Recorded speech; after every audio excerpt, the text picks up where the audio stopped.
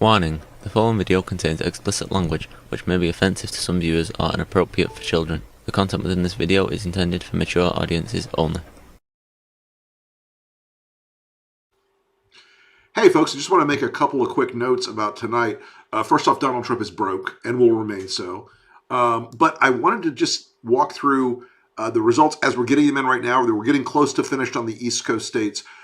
Look, Nikki Haley is pulling 14.1% in Florida. DeSantis is pulling just about 4%. Those voters, if half of them defect from Donald Trump at the end of the day, it's a disaster. In Kansas, what we have so far is Donald Trump at 67%, Nikki Haley at 23%, DeSantis or any of the other candidates about 7.3. This is a really interesting thing in Kansas, a very, very red state. What you're seeing is this persistent underperformance of Trump. Illinois tonight, Donald Trump at 77%, Nikki at 18.2, Tiny D at 2.4. This goes on, this pattern keeps ramifying out. In Ohio, so far, they're still counting, obviously, 74.1% for Trump, Nikki at 19.9, DeSantis at 3. This is a consistent pattern. Now, I think if you model it as we're going to model it after we get all this voter data in, DeSantis votes will generally go to Trump. Maybe a fifth of them will split away from Trump. But Nikki votes so far from what we're seeing in all the polling and all the exit polling and all the behavioral data is that about half of those people are not going to vote for Donald Trump. In all of these early states that you're seeing come in tonight, even in the red states, Trump is still underperforming among Republicans. It is a really, really interesting figure, and it's a really interesting pattern that's developed. Also in Ohio, it looks like the adult friend finder MAGA candidate, Bernie Moreno, is starting to pull ahead of Matt Dolan. That is a seat now that is probably going to at least lean towards a retention by the Democrats. That was a seat Mitch McConnell and his team had very high hopes for, and Matt Dolan was very much their guy, an establishment GOPer, but Bernie Moreno is a Trump-style crazy. And again, adult friend finder. That's an exciting thing to put in your political resume. I skipped that. But it is an interesting night, and as we see these, the primary is already done, it's over, but there are still enough Republicans out there who are rejecting Donald Trump that they're giving Nikki Haley tonight somewhere between 14 and 23% of their vote in these big states. It is really interesting. It's really telling. It is going to be a great asset for folks on the pro-democracy side to convince these Republican voters. At the Lincoln Project, we've said it before, in 2020, the way we modeled those voters, they were between 3 and 8% of Republicans could be persuaded to not vote for Trump. In 2022, our model expanded after the Dobbs decision and after January 6th, and it came out to be between 7 and 11%. We think that number is increasing. We're seeing it in empirical data in these early primaries.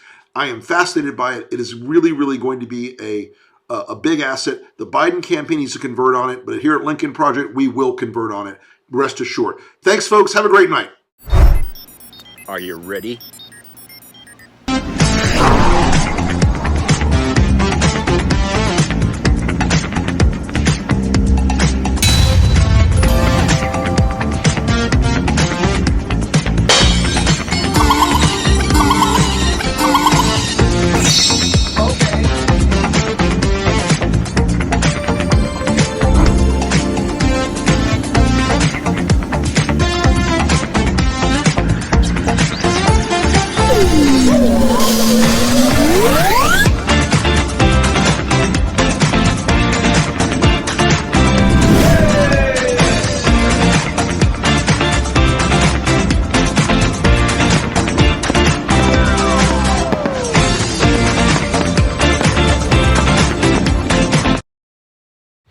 Hello everybody, it's Jeff.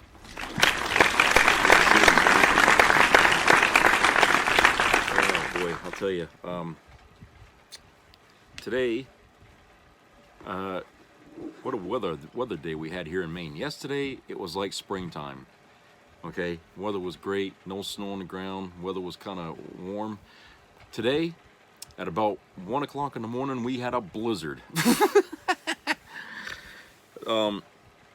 It was coming down so hard that the snowflakes were tapping the glass. I mean, that's how hard it was coming down. But we got about 4 or 5 inches. And then by about 1 o'clock, the roads are clear. Snow was melting pretty good there, and the sun's out.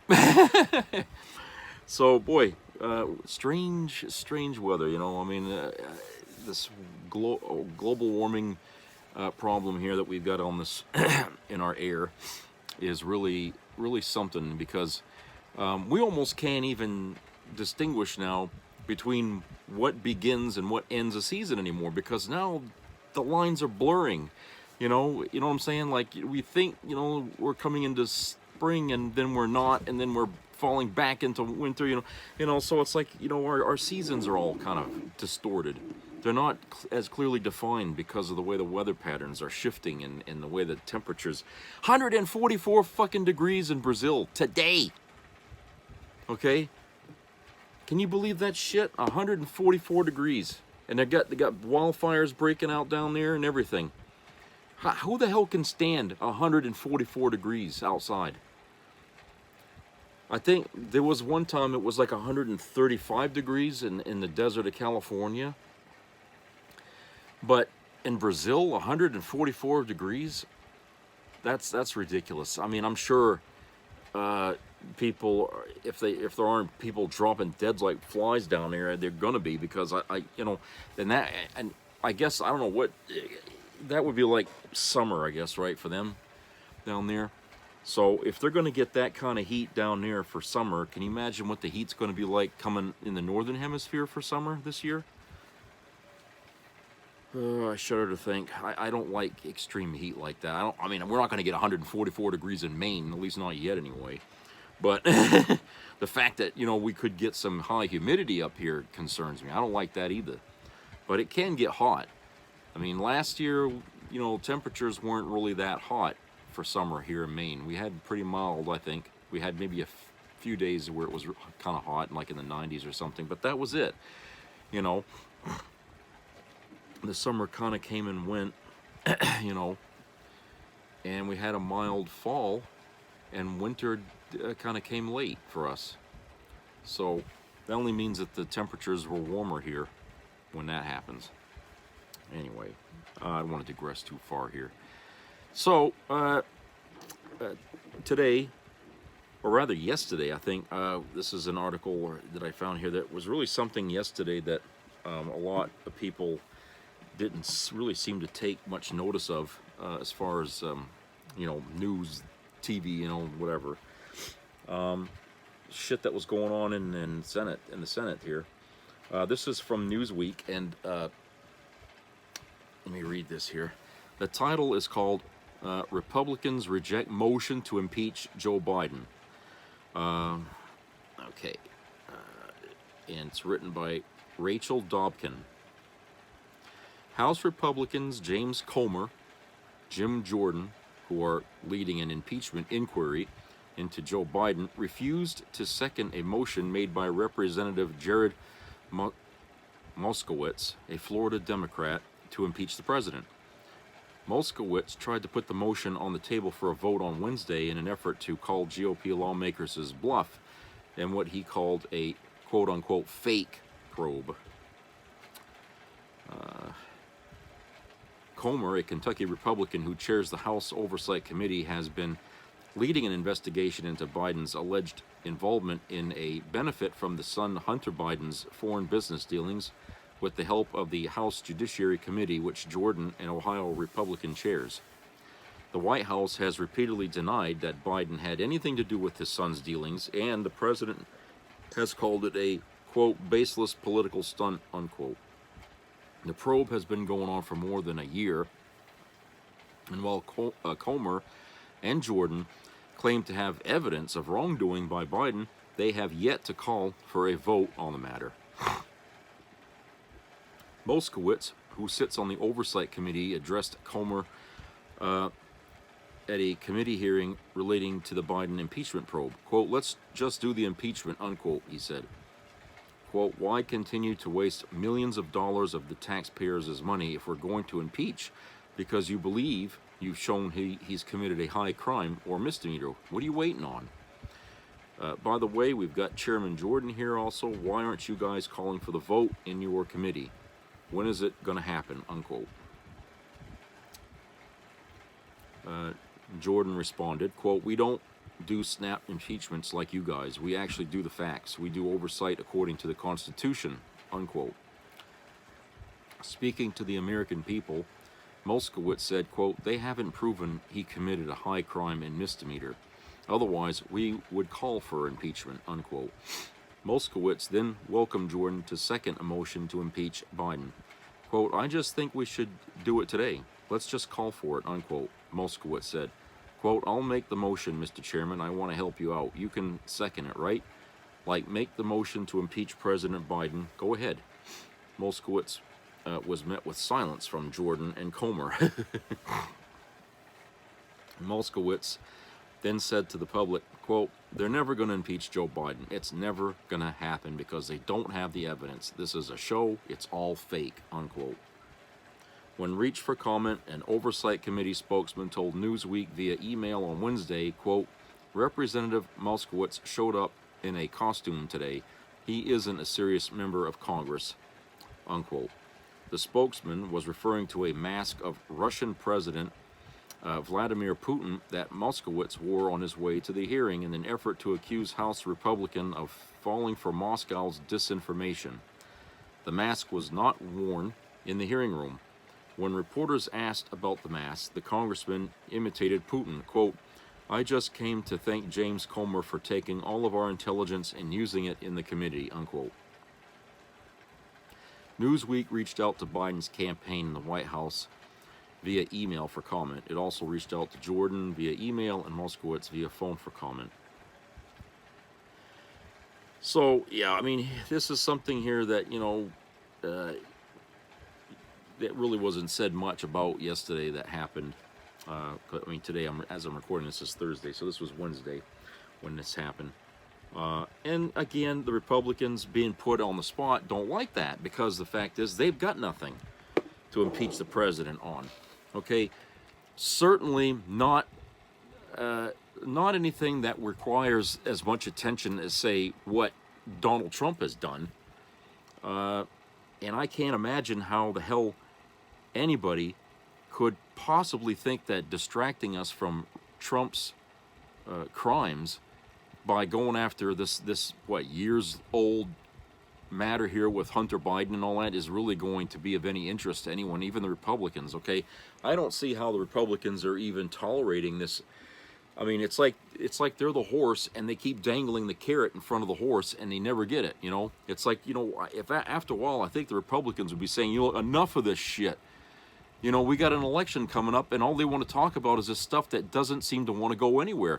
So, you know, what is it with Republicans today? I mean, why do they think that Republicans really care now about this Hunter Biden stuff? It's already been beaten to death, you know, that Biden has, there's nothing there for Biden to be criminally liable for anything here, okay? Nothing at all.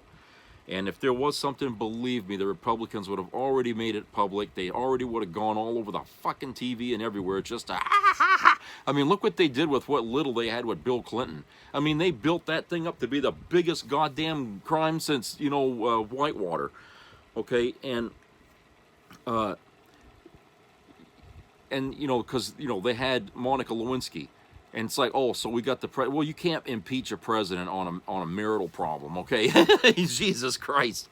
You know, there was nothing there to say that he did anything to break the laws as far as the government's concerned. His job as president only requires that he keeps in line with his presidential duties, okay? But like I said, because, you know, they had Monica and she was going to, you know, say what happened, they thought that was it. They had the smoking gun, okay? But the public just wasn't buying that. It was sanctimonious bullshit that drove that crap from a bunch of people who were themselves, many of them, already doing extramarital affairs. And one of them, you know, Newt Gingrich, I mean, should I even bring that fucker's name up in, you know, who was heading this whole thing? What he did to his wife? Okay, you know, I feel like, you know, they were all hypocritical and people knew it, so there was nothing there. you know, to say we need to remove him from office. Okay, certainly nothing there. Well, here, something they're saying they got all the evidence for, but if they had it, they've already would have presented it to us by now. They certainly would have. I mean, Jesus, of all times for them to try to lash back at the evil liberals for them attacking Trump, they would have done it by now. They would have done everything they could to shut us up about Donald Trump. They haven't done a damn thing. It's because they've got nothing. You know, all they got is dangling the carrot in front of the horse. That's all they got. Keep the masses going in that direction, or try to anyway. It ain't working though. You just saw at the beginning of this video here how, you know, there's a gap forming inside the Republican Party, or whatever's left of that party. You know, I say Republican, but you know, it's really doesn't exist anymore now as we knew it. But there is a gap forming there, and people are starting to get tired of Trump.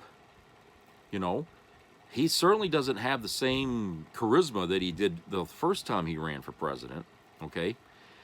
And right now, he's sucking his campaign money dry, paying off all of his goddamn legal fees and stuff like that. I mean, this guy's sucking up some money, and it's not because there's more donations from people, because there's more people wanting to be on his side. No, these are just more donations coming from the same donors, and a lot of them are coming in from people who can afford to send more money, okay? And they're giving them everything they got, and he's broke. He's fucking broke. I mean, the interest on that $500 million that he has to pay by Monday, this coming Monday now, is over $115,000 a day. That's the interest charges on that. Okay, can you imagine that, having to owe $115,000 a day? Now he's not good for the 500 billion and the 500 million, excuse me, for the $500 million. He's not good for it, and all of his rich buddies know this, and they're not helping him out. All the people that he, you know, that he colludes with in his life, and you know, all the big shots like Jeffrey Epstein and all them fuckers, they're all like, phew, they cut and run. They ain't got no respect for this guy at all. I mean, that goes to show you just who his friends really were. He had none. He doesn't have any friends. Everybody that he's ever dealt with in his life, he's screwed over and ruined. You know, like Giuliani. That guy's never going to want nothing to do with Trump ever again. Okay? But that's what he does. He goes through life and he leaves a trail of tears behind him because he ruins everybody's fucking life. You know? Now, some of these people fight back. Thank God. I mean, he's got to get some fight back to let him, you know, I mean, because a guy like that's never going to learn anything unless you dip into his wallet. That's the only time he feels hurt. And right now, this court thing, I mean, Monday, Letitia James is supposed to start taking assets. And, you know, nobody really wants to do that because he ain't got enough assets to make up for that money he ain't going to pay. Okay? Or in cash, rather, you know, to make up for the debt. He ain't got it. He just hasn't got it, even in assets. I mean, the Trump Tower that people say he owns, no, he don't own Trump Tower. He owns what's at the top of the tower, which is a condominium or some fucking apartment or whatever the hell they call that. And some stores that are at the bottom levels of this building, okay? But everything else is not his. It's not his building, okay?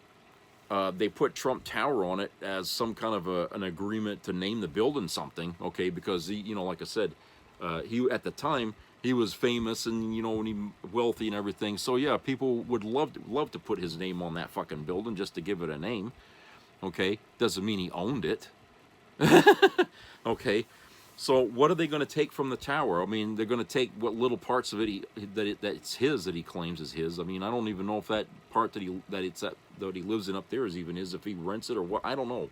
I really don't know. I just know that building is not his. Okay, it's named after him, but it doesn't mean it belongs to him. You know, they'll just as easily take that name off and put something else there once he's down in the dirt there. But he owes the state of New York a lot of fucking tax money. Okay. And that's people in New York who worked hard to pay every paycheck into a system, okay, a system that he abused and avoided paying into as much as possible, okay, and now the bills come due. You know, they basically let him string this shit along for years. I mean, they could have gone after him on these tax charges before. You know, they really could have. I mean, I remember way back there was some accusations being made about him not paying taxes and stuff like that. But you know, they certainly could have gone after him before that. But only now, because he's a political figure now, I think is, you know, also what's, you know, because people are just, they want this out. They want this out in the open. They want him to fess up to what he did, because he's got a lot of, like, 88 other fucking felony charges against him. I mean, there's a ton of shit that he's got to deal with that still, even after this, is not over yet.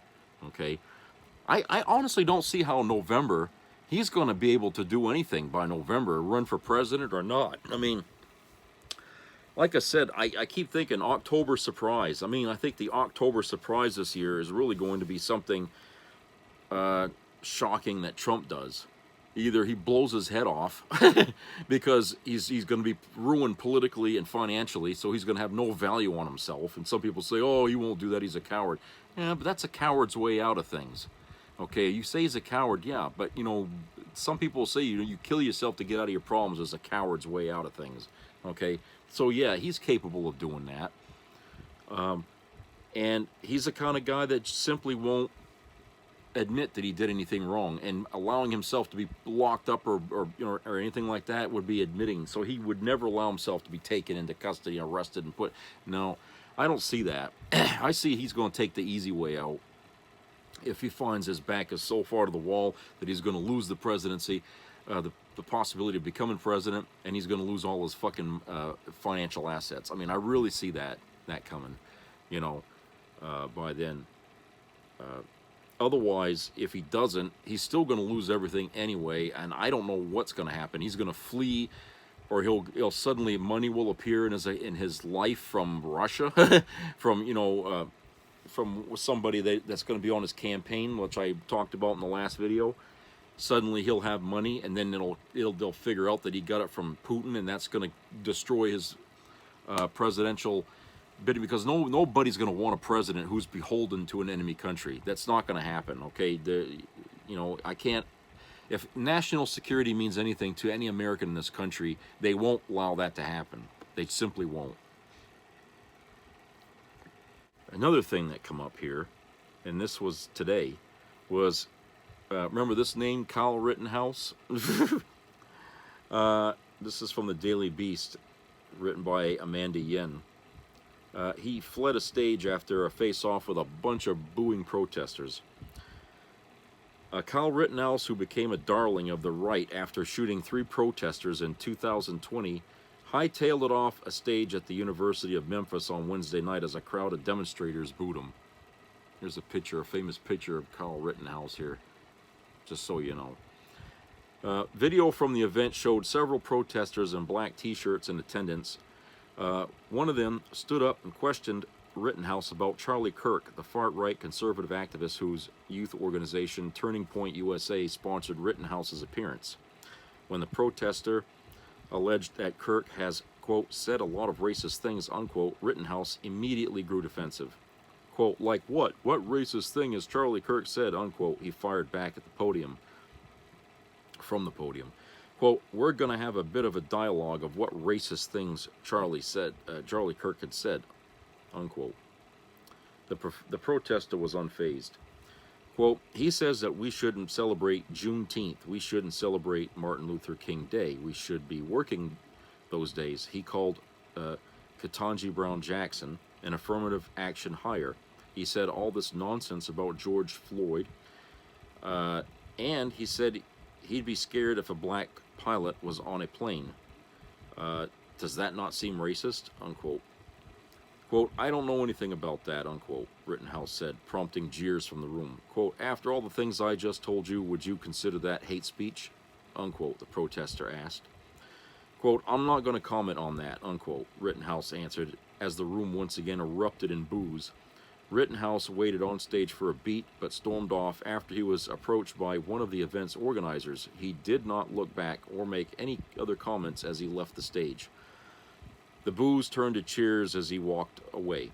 Before the event, about 200 people turned out to protest Rittenhouse's appearance, far outnumbering the amount of people who attended in support of him. They brought signs bearing slogans like, quote, "Put Rittenhouse behind bars, not a podium," unquote, and, quote, "No killers on my campus," unquote. Rittenhouse was acquitted of all charges in 2021 after a Wisconsin jury determined he had killed the two protesters in self-defense, a controversial decision that many saw as an evasion of justice. After his acquittal, he became even more of a celebrity within the GOP, which auctioned off gun range time with him last spring. Rittenhouse posted from the safety of a hotel room after his abrupt Memphis exit Wednesday night, claiming he wasn't booed off stage, but simply, quote, "had a hard cut off time," unquote, and decided to end the event there. Yeah, whatever you want to say, call it. The fact of it is, people don't like him still. I mean, it's still fresh in everyone's mind because it was such an injustice. I mean, if you were watching that trial, I mean, the judge was wacky in that, and there didn't seem to be much consideration given, to having a like Kyle at his age out there with a fully automatic, what the hell was going on, with people that night when that shit happened. And given that there was no real justification for him to kill those people that the jury could, or at the people could find outside of the jury box that was really necessary, I mean, to be acquitted of those charges, everyone knows that if this guy was black and had done that, there wouldn't have been no acquittal. He'd been put to death. And so I feel like, that was, people just are aware now of the hypocrisy behind people that are arguing for the right to bear arms and all this shit. And then people who are given a gun and they're told to do something and they take it to the nth degree and they get away with it. Somebody that shouldn't have been out there with a gun like that in the first place, and he had that. It spoke a lot to a lot of irresponsibility and carelessness that led up to those killings. Okay, and whether the courts want to acquit him or not of those things, the issue still remains about the whole situation. About, obviously mistakes were made. Okay. And if they want to put the mistakes on other people, then let's bring those people in and put them under the spotlight and find out, what the hell were they thinking? I mean, if they want to wash their hands of it, let them try that way. I mean, the story about what happened with Kyle Rittenhouse doesn't begin and end there. I mean, there was a whole lot of other factors around it, a lot of other people involved in what happened that night too, and really their part of it was never really brought into much contrast. So that's the reason why a lot of people today don't want to hear from this guy. He's not an example. He's certainly not a poster boy for the NRA, because he's, people just hate him. It's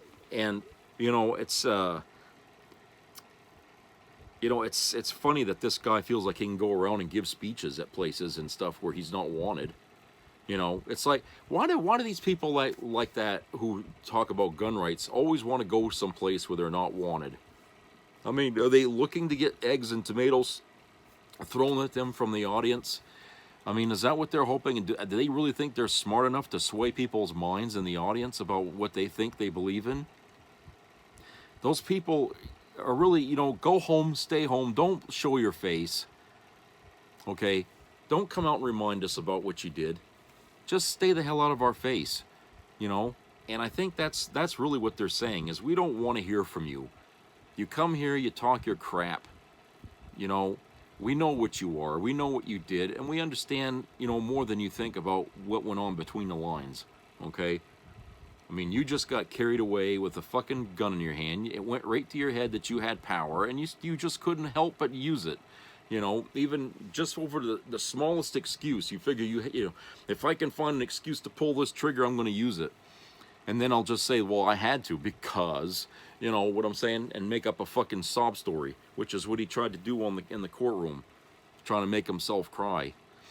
But the thing of it is the guy's despicable, and people, you know, he's going to live as long as he stays out there and he keeps doing this shit, people are never going to forget about him and hating him and all that stuff. He's never going to be able to just disappear, you know, like a lot of people do that commit crimes like that.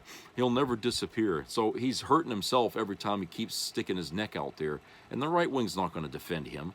They're going to let him keep doing what he's doing under their name. But, you know, if he gets cornered in something and finds himself in a bind, they're going to be like, adios, you know, see you later, Mr. Rittenhouse. They're not going to care.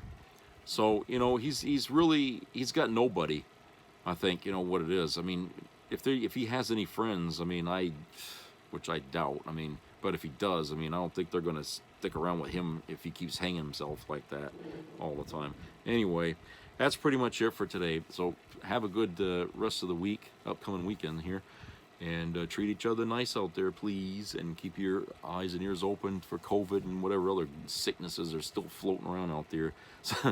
So be good, everybody. Talk to you later. Bye-bye.